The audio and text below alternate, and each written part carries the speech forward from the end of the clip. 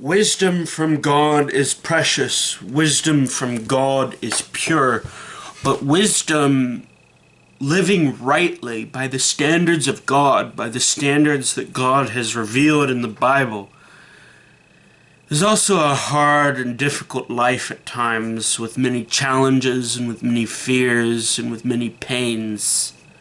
There are many consequences for living life for Christ. People in this world will not like us always if we stand by the Bible.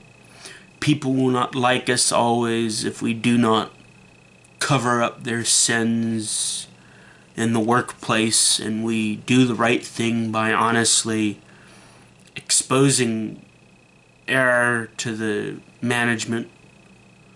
Whatever the case may be, there comes a point, there comes a time when we can foolishly want to cover up evil, or when we would foolishly try and do some sin for our own good or for our own gain.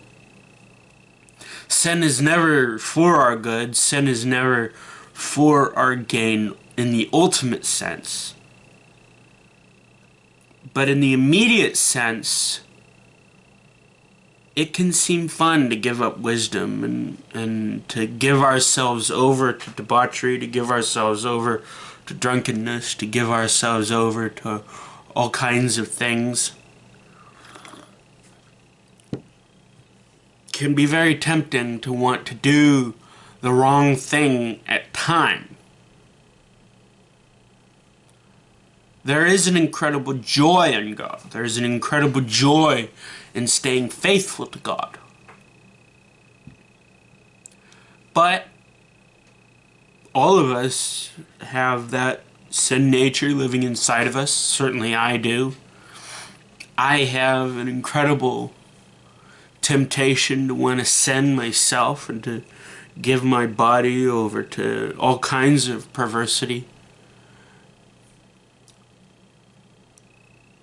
All too often I give myself over to things that I know that I shouldn't, that I know better.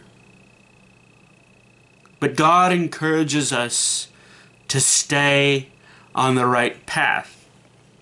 As we continue on through our study of Proverbs chapter 4, we see this encouragement to stick to the right path.